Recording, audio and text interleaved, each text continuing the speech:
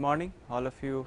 So yesterday we were looking at internal flows. We started with the basic introduction about the fundamentals of internal laminar internal flows. So I was talking about the growth of the laminar boundary layer, the hydrodynamic boundary layer from the different walls of the duct, and at some point downstream from the entrance the boundary layers merge, and that's what is called the distance where they merge from the entrance of the duct is called the entry length, okay, the hydrodynamic entry length. And beyond that you will find the entire region is dominated by viscous effects, okay, and also the velocity profiles. If you draw somewhere downstream of the region 2, you will find that they take the shape of a parabolic velocity profile. So how do we know that this is parabolic? We will derive the from the basic equations. We will show that it's a parabolic profile. And apart from that, if you also have an associated heat transfer, either in form of a uniform temperature or a uniform heat flux applied onto the walls of the duct, so you can say either this is constant Q wall prime or T wall is constant. In this case you will find a temperature profile, so where the temperature is higher at the wall and is minimum at the center of the duct. Now the criteria for defining these three regions 1, 2, 3 that I have indicated here. So in region 1 the velocity profile keeps changing along with the axial position, okay. So therefore this is a region where we cannot make much approximations in the Navier-Stokes. Once it merges here, so once the entrance length is reached as the two boundary layers merge, if you plot the profile on from there onwards, you will find that it's a parabolic profile and it is invariant of the location downstream. So therefore for regions 2 and 3 you can put a criteria that du by dx is 0.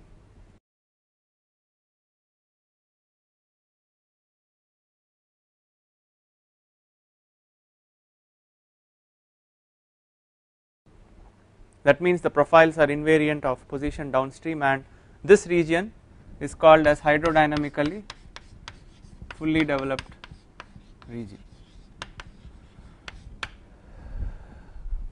okay.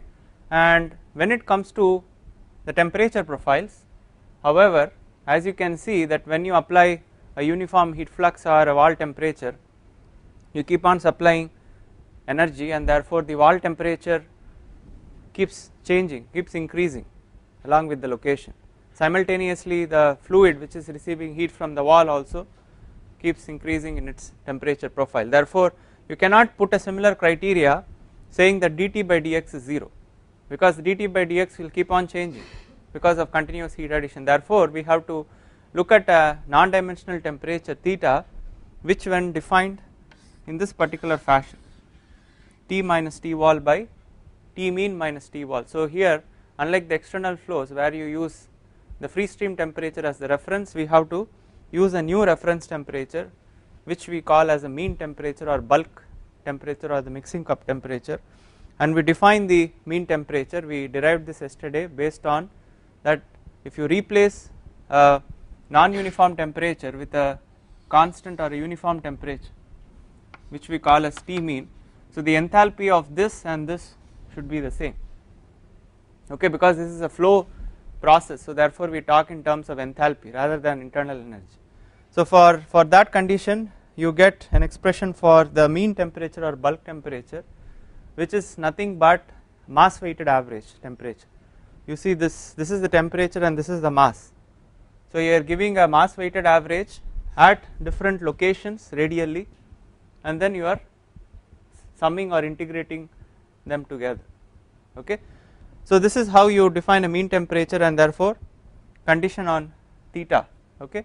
Now the condition on theta will be, now your wall temperature will be only a function of x, and so is your mean temperature, because you are averaging out along the radial direction.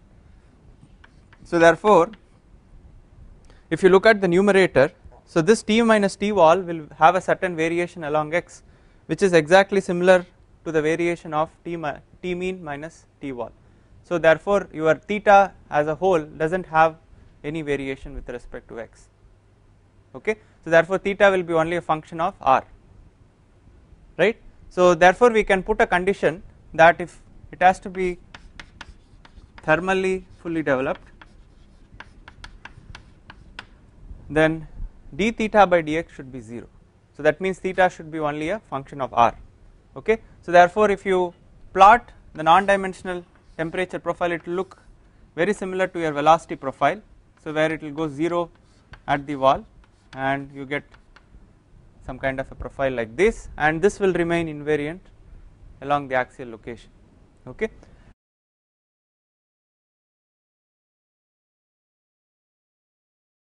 So we also showed that if d theta by dx has to be 0, consequently the heat transfer coefficient in region 3, okay, where it is hydrodynamically and thermally fully developed, has to be a constant irrespective of what thermal boundary condition that you use, whether it is a constant wall temperature or constant heat flux, okay. So this is a very important condition that you get in internal flows, which is unlike the external flows where your heat transfer coefficient is a local heat transfer coefficient and it keeps vary continuously, okay. Here once you get a fully developed profile both hydrodynamically and thermally, the value of heat transfer coefficient has to be a constant.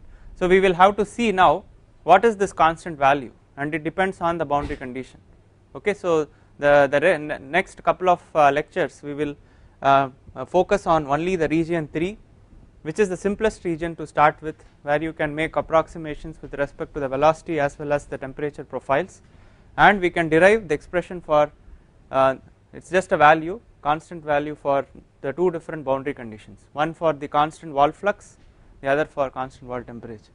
And now other thing is, when you define Reynolds number in internal flows, you have to be careful that you should use again another characteristic velocity called the mean velocity or the bulk velocity. So once again what it means, if you replace your velocity profile with a uniform variation all along the cross section, okay, it should satisfy conservation of mass at that particular location. So the mass flow across this particular cross section in this profile should be equal to the uniform profile. So if you do that, you will get a definition for the mean velocity, which is something like this, which we saw yesterday, and based on that you define your Reynolds number, okay. Now for a circular cross section, of course you know this is the diameter of the cross section, but you can also extend this definition to non-circular cross sections, right. So if you have a duct with say rectangular or triangular or square cross section or some other cross section, so you have to define your Reynolds number based on what is called the hydraulic diameter.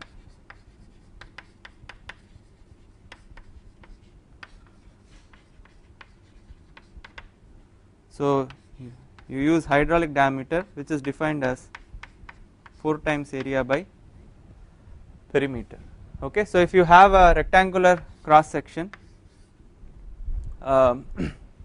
with dimensions, let me just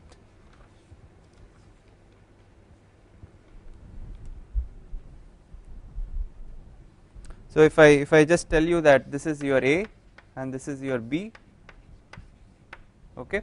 So accordingly this will be, so your area now will be what,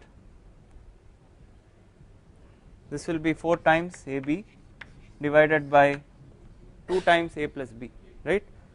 So this will be 2AB by A plus B, okay. So this is how you have to replace your diameter with an equivalent hydraulic diameter and define your Reynolds number based on the hydraulic diameter. So this is for the case of non-circular cross sections, okay.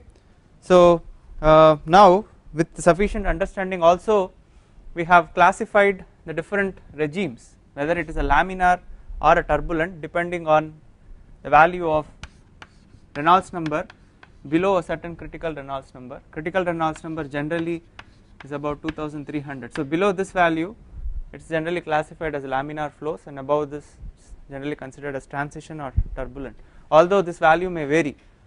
In cases where you maintain a very uniform streamlined profile and your turbulent intensities are very low at the inlet and your valve is extremely smooth, you can delay the transition to turbulence to as high as 8,000 or sometimes even 10,000.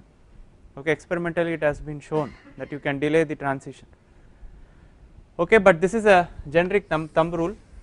Okay, so today what we will do is we will take up first the region 3, okay, and in region 3 we will get the solution to the velocity and the temperature profiles. And now just before that I just want to write down the conservation equations for momentum and energy in region 3. Okay, so we will make certain approximations when it comes to region 3. So what are the approximations? So why we are looking at region 3 is it is one of the simplest to start with, because you can make several approximations so that your Navier-Stokes equations becomes much simpler, so you can get a direct exact solution to that.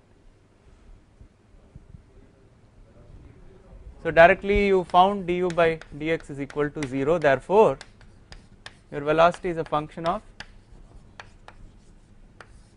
and you are now assuming, although this is a 3-dimensional flow, you are assuming that right now the profile is 2-dimensional. That means you do not have any dependence of velocity on the theta direction.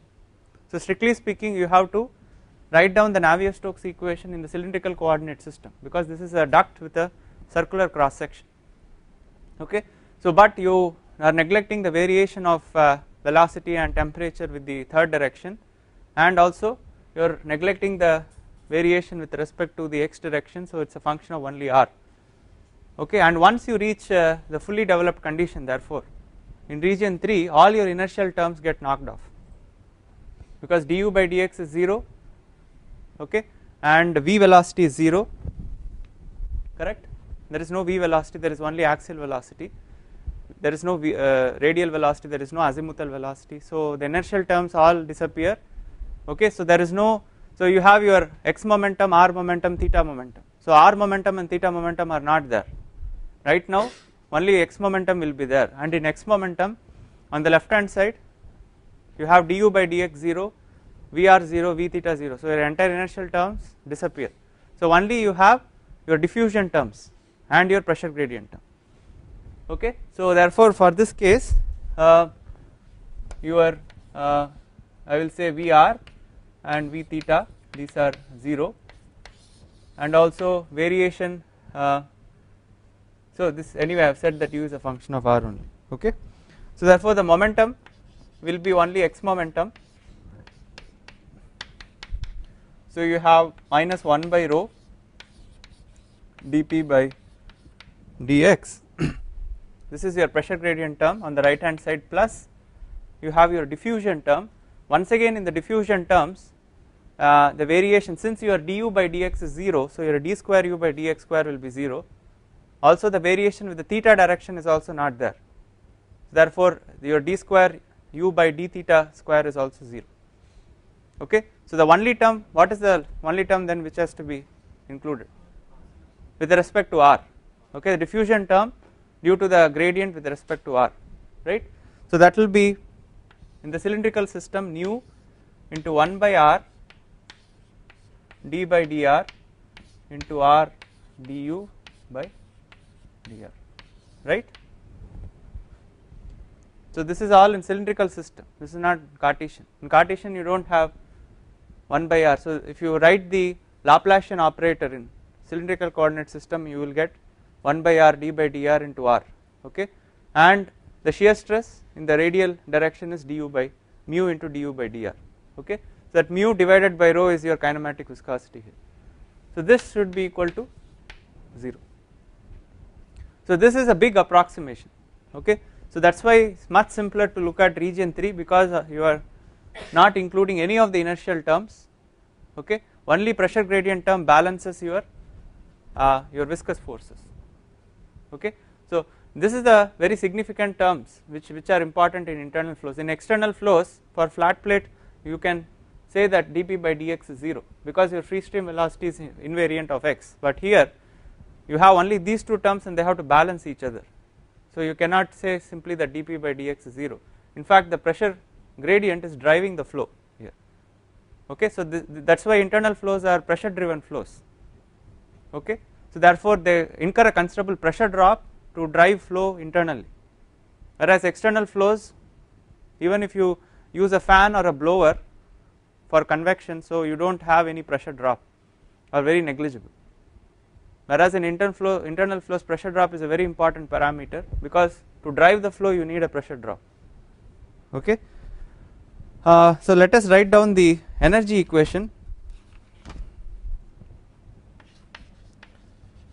So the complete energy equation is your u dt by dx plus v dt by dr in the cylindrical coordinate system plus okay, so I call this as Vr v theta by r dt by d theta. This is your inertial term, so I am writing everything under steady state incompressible.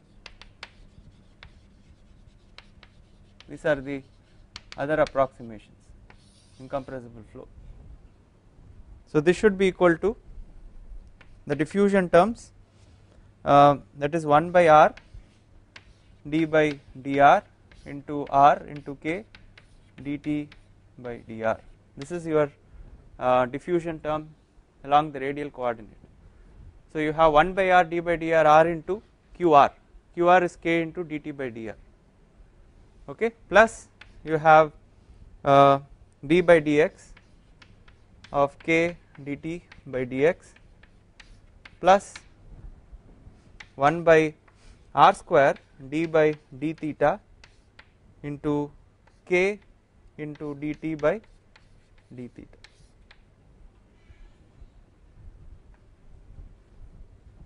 So we are also neglecting what? Viscous dissipation. We have included everything, all the terms except the viscous dissipation term. Now once again for this case you can directly say, since you do not have Vr and V theta, so therefore the convective terms involving Vr and V theta are 0, right, and we have also said that variation of both velocity and temperature with respect to the circumferential direction is 0, correct. So therefore you have only one convective term involving the axial velocity, which is balancing your diffusion in the radial direction as well as diffusion in the axial direction. This is your axial conduction, this is your radial conduction. But once again we will make an approximation that compared to your radial diffusion or radial conduction, your axial conduction is very minor, because if you look at the profiles of temperature, the gradient is dominant along the r direction, therefore the diffusion will be much pronounced in the radial direction. So compared to the radial conduction we will also neglect the axial conduction term. So finally you are left with u dt by dx is equal to 1 by r, so 1 by r d by dr r k dt by dr. So this is your energy equation in region 3. Okay, so now since we have written down the equations, we will go ahead and start solving them. So I will erase this.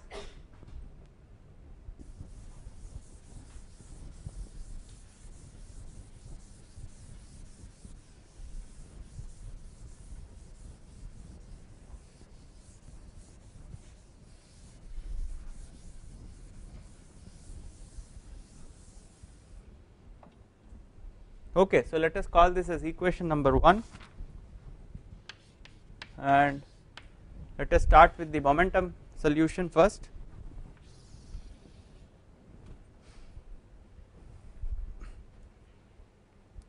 See, also when you write down the y momentum equation, it comes out that your dp by dy is approximately 0 because all the other terms are negligible, right. So therefore p is invariant of y, it is only a function of x. Okay, so this is the conclusion. As far as your pressure is concerned, it is a function of x. Okay, so if you write the y momentum, all the inertial terms are 0, all the diffusion terms are 0, so that will leave with dp by dy is 0. Okay, therefore the pressure will be only a function of x. Therefore you have pressure gradient only along the x direction, which balances the diffusion term, diffusion of velocity in the radial direction. So with that, why is that required? Because now this is a constant term, because if this has to balance this is a function of r, this is a function of x, so they both have to be constants, correct, then only this can balance this. So once this is a constant, that means we can directly integrate it out. So this is the simplification. Okay, so therefore since p is a function of x only, okay, so minus 1 by rho dp by dx should be a constant, right. Since you know this is a function of x, this is a function of r, they can balance only if they are constant. Therefore we can integrate 1, integrating 1 with respect to r. So we get, if you integrate once, r du by dr will be, you have to now tell me.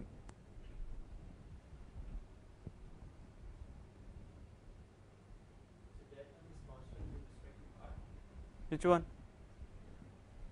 Correct, but dp by dx also has to be a constant, because this is a function of, p is a function of x and this is a derivative with respect to x, this is a derivative with respect to r, and u is a function of r. So these two can be equal only if they are equal to a constant, that is the only possibility. Okay,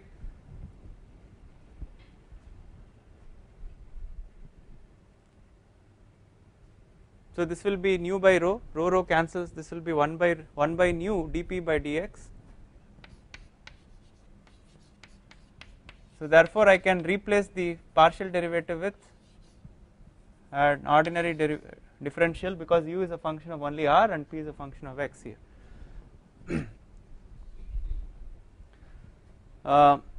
So I can say this is r, so there will be an r square by 2 right here, r square by 2 plus a C1.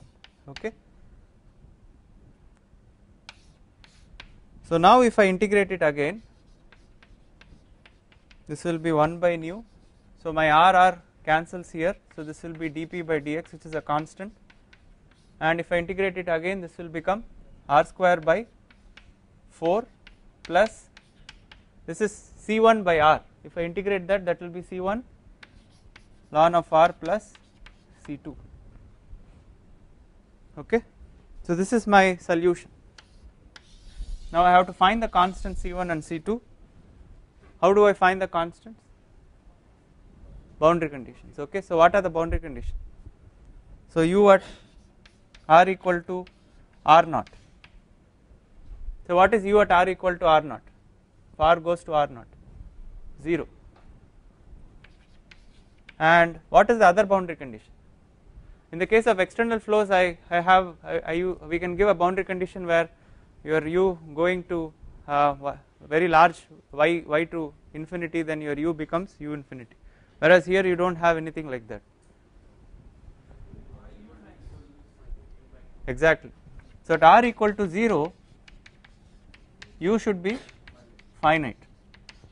Now directly you can look at this equation, if r goes to 0, this goes to infinity. So in order to make u finite, C1 has to be 0. Okay, so directly this gives you C1 is 0.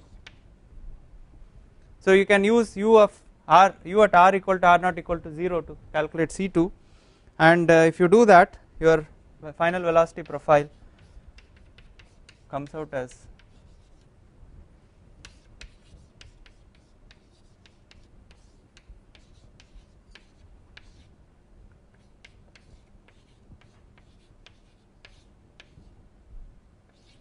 okay. So this is your velocity profile. and you can directly see that for a given pressure gradient dP by dx, for a fixed pressure gradient, the variation with respect to r is parabolic. Okay, so at r equal to r naught, this will be 1 minus 1 0, and at r equal to 0, this will be 1 by 4 minus 1 by 4 nu dP by dx into r naught square. Okay, so now we want to see what is the maximum velocity. So because when we draw the profile, we draw it like this, and we know that we are plotting it with a maximum velocity at r equal to 0, but let us show that the maximum velocity or centerline velocity is maximum velocity. Okay, so how do we show that?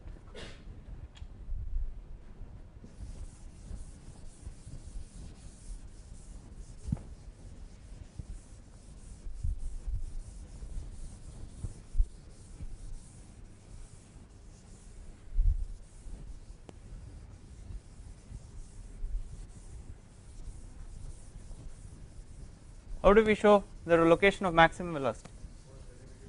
Yeah, so you take the derivative du with respect to dr, equate it to 0, and you will find that r comes out as 0. So that means the center line is the inflection point. Okay, so there could be a maxima or minima, of course there has to be a maxima here. So this is the region where, so u max is equal to u center line. Okay, the center line velocity is the maximum velocity, and the value of the maximum velocity here is 1 by 4 nu dP by dx r naught square. This is the value of maximum velocity. So now we will go ahead and calculate the other. The other is the mean velocity, which is 2 by r naught square integral 0 to r naught u of r dr. Okay, so if you substitute the velocity profile and integrate it, r naught square minus 1 by 4 nu dP by dx, these are all constant terms which can be pulled out outside the integral, 0 to r naught 1 minus r by r naught the whole square into r dr. Okay, so if you integrate it out, you will get minus 1 by 2 nu dP by dx into r naught square by 4. So which can be simplified to um is minus 1 by 8 nu dP by dx into r naught square. So therefore you see um is now a fixed value in the fully developed region, because dP by dx is a constant. So everything is constant, so therefore um is a constant value in the fully developed region. Okay, so this is your expression for um. We also found out the expression for uc. Therefore you can also write your u of r as this entire thing is nothing but uc. Okay, and you can see from this expression that your centerline velocity is actually twice of the mean velocity, right? So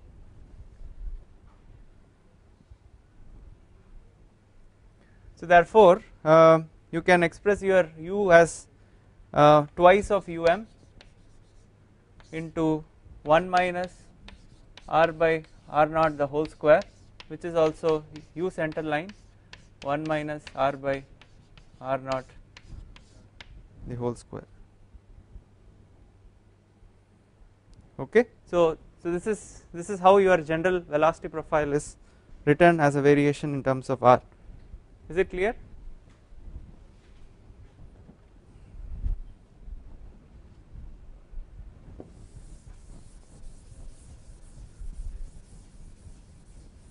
Since you have already done this, I am not spending too much of time.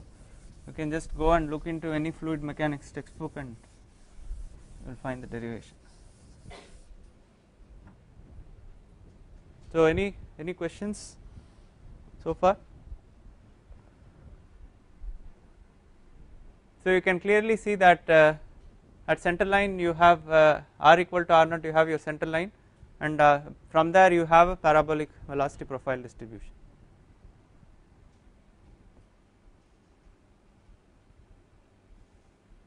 Okay. So therefore we will find out other integral quantities. The important integral quantity we will define in internal flows is called the friction factor. Okay. In external flows we define the wall shear stress, and from there we calculated a non-dimensional skin friction coefficient Cf. Okay. The same way we can also define a skin friction coefficient, okay, but generally people refer to as we will show that we'll show that the equivalent of a skin friction coefficient is your Fanning's friction factor. Okay. So there are two different friction factors which are defined. So one which is more popular is your Darcy or your Moody friction factor. So named after these two people who have defined it, and it is defined as F is equal to delta P by half rho um square L by D, because here your L by D is also an important factor. So as far as your pressure drop is concerned, because dP by dx is nothing but delta P by L, so that has to be included as it is. Okay. So this is how your Moody's friction factor is defined. The other friction factor is also called Fanning's friction factor, and he defines it as so that is delta P by twice rho um square L by D. So you see the basic form is the same, it is only the factor. Here they use a factor of half, and here Fanning uses a factor of 2, and you will see why Fanning defined it this way is that for the fully developed internal flows, okay, so the Fanning friction factor exactly comes out to be the same as skin friction coefficient. Okay. So therefore he defined it in a convenient form where you can replace the skin friction coefficient which you are used to in external flows, and that will become equal to your friction factor in the internal flows. Okay. So this can also be written as minus dP by dx into d by twice rho um square, right, because delta P by L is nothing but minus dP by dx. This is the pressure gradient. So since this is the pressure gradient keeps, so your pressure changes, is decreasing, therefore if you take a pressure gradient it will be negative, so therefore you have to put a negative sign here. Okay. So this is the way that you write it, and you can now substitute for dP by dx from this expression in terms of so your, let me call this as equation number 2. From equation number 2 you can write dP by dx in terms of um, correct, and you can substitute that here. So you will find that some of the terms terms will cancel off. So if you substitute that, this will be 8 nu into divided by r naught square, you have 2 rho square. Okay. So this should come out as 8 nu by rho r naught. Okay. So the cancels here, and okay, so this is d here, so d is twice r naught, right, and now you can define Reynolds number. Okay. So this is rho and this you can write as d naught by 2. Okay. So this will become 16 divided by Reynolds number. Similarly, if you had substituted here for the Moody's friction factor, this expression will come out as 64 by Reynolds number. Okay. So that is the difference, the factor is the difference. And now if you define your skin friction coefficient Cf for internal flows as tau by half rho square, okay, and your tau is nothing but minus nu du by dr at r equal to r naught divided by half rho um square. So you can calculate, you have the velocity profile, you can calculate the derivative with respect to r, and you have to calculate derivative at r equal to r naught and you substitute it. So you will get an expression for Cf which also comes out to be exactly identical to 16 by Red. So that is why the way the fanning friction factor was defined, both fanning friction factor and skin friction coefficient become identical. Okay. So therefore for the fully developed case your Cf is equal to your F, let me call this as F fanning here to differentiate it from F Darcy. So this is another important result that you should remember. Okay, now if you plot the friction factor, I think all of you know how it looks. So this is called the Moody's chart, right?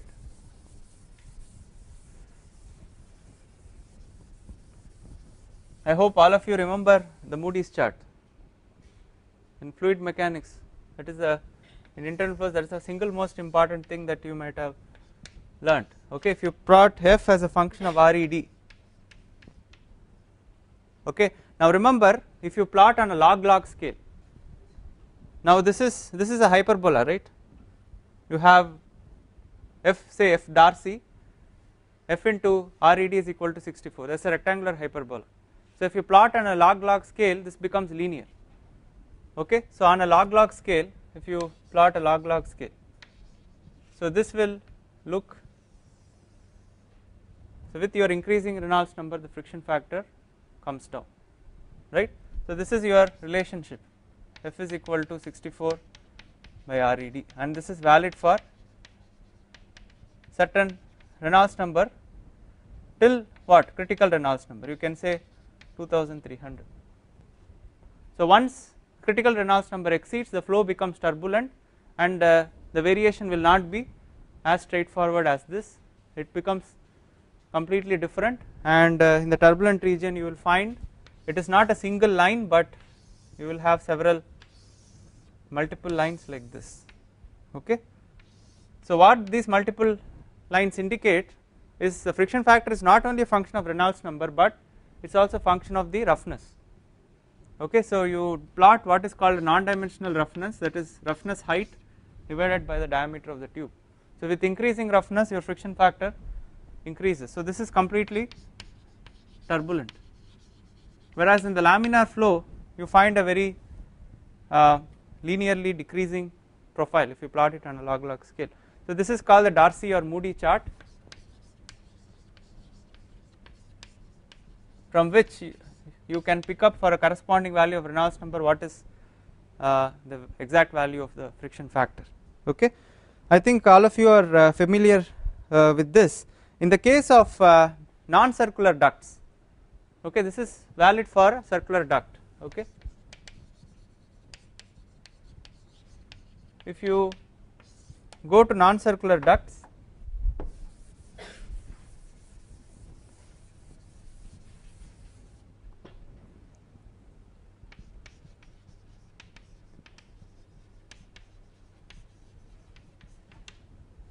so your friction factor F becomes 64 by some factor phi times Re. It is not 64 by Re, 64 by Re is only for circular ducts, because we have seen that we have substituted all this relation for circular ducts, but generally for non-circular ducts you have an additional factor phi, and this phi will be a function of the aspect ratio. So if you have a non-circular cross section, okay, you have aspect ratio A over B. Okay, so it is a function of this aspect ratio. Suppose you take a rectangular cross section, you can plot phi as a function of A by B. So say A by B going from 0 to say 0.5, and on the top scale say from 0.5 to 1. So you have a variation something like this corresponding to this, and you have a variation, another variation corresponding to A by B of 0.5 to 1. So you have typically variation of phi for a smaller range of A by B, 0 to 0.5 you have one variation, for A by B varying between 0.5 and 1. So at the limiting value 1, f becomes 1 basically, okay. So then it becomes equal to a circular cross, a square cross section, okay.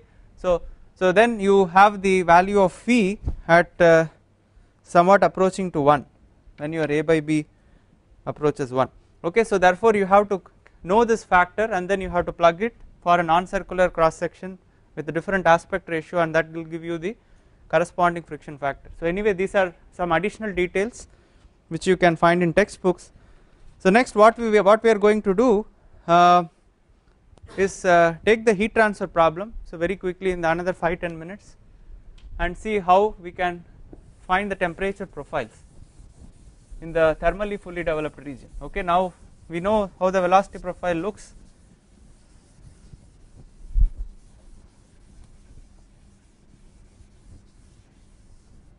So now in region 3 temperature solution. So once you get the velocity solution for velocity profile, then naturally the next part will be to get the solution for the temperature, and I have already told you that the heat transfer coefficient is a constant in region 3. So we have to know what is the value of this constant. So therefore first we look at a boundary condition which will be the uniform wall flux, that is q wall double prime is a constant, okay. Now we have already defined my d by dx of theta, and theta is t minus t wall by tm minus t wall. This is equal to 0 for thermally fully developed case. So we will expand upon this term, okay. So if you differentiate it by parts, okay, how, so what do you get? So this is v du minus u dv by v square, right. So if you differentiate and expand it, you can just try, I will give you some time, you should be getting an expression like this.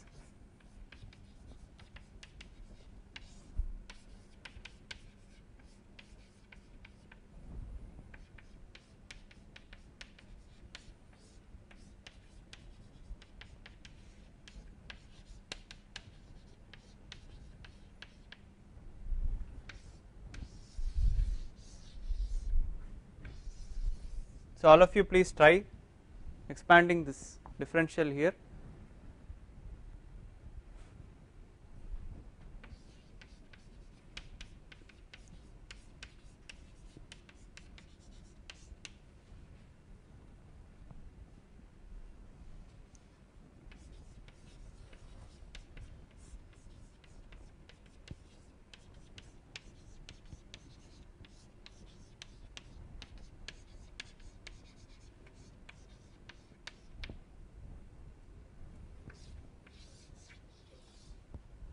Okay, so maybe you can complete it as a homework, but you should be able to get, very straightforward, you should be able to get this. Now the important fact is, when you apply the uniform heat flux boundary condition from the Newton's law of cooling, you can say that q wall double prime is h into delta t, t wall minus t mean.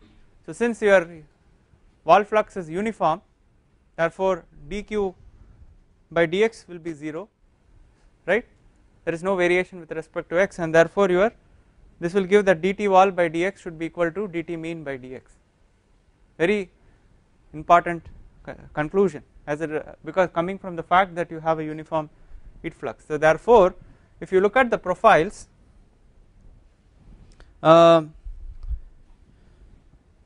if you substitute, let us call this as now number 1, this as number 2. If you substitute this conclusion, that is dt wall by dx should be equal to dtm by dx, what happens? these two terms will cancel out. So therefore you directly get the fact also that dt by dx should be equal to dt vol by dx, which in fact it's equal to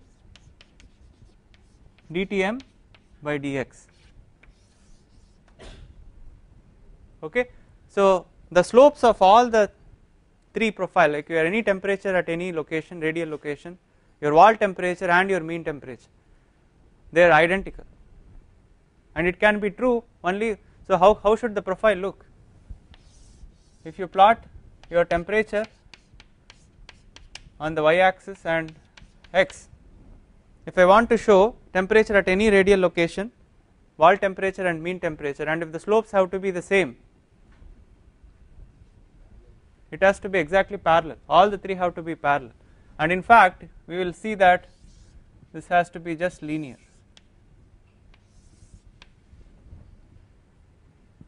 Okay. So you can say then this is your T wall, okay, this is maybe T at some radial location, and say this is your T mean. So this is a function of x, this is a function of r and x, this is a function of x, but all of them in the region 3 will be linear, okay, and the slopes are identical. Okay. So this is a very important conclusion which characterizes a fully developed flow with a constant heat flux boundary condition. So therefore if you apply this fact to the energy equation,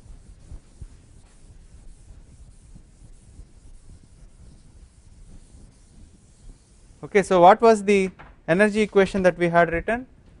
We had written, if you u by alpha dt by dx, oh okay, there is one more thing, I forgot rho Cp on the left hand side of the convective terms.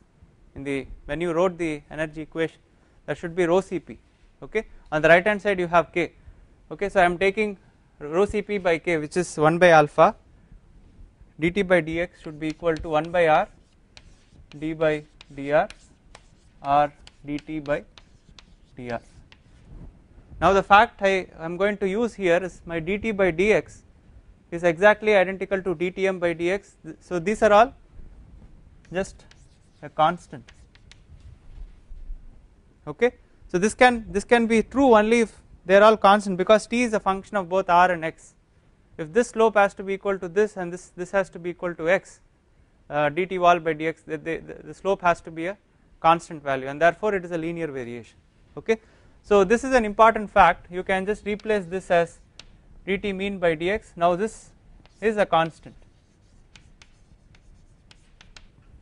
So therefore you can see that you can now integrate this equation with respect to r just like the way you integrated the velocity profile, because now this term is a constant and therefore this does not become a partial, this can be written as an ordinary differential equation, okay. So I will just give you the result of the integration and we will stop there. So if you integrate this equation, you will get solution for t as a function of dt or dtm by dx 1 by alpha dt by dx, and you have to also substitute the parabolic velocity profile which you obtained from the fully developed hydrodynamic solution. So then you integrate it with respect to r, so you get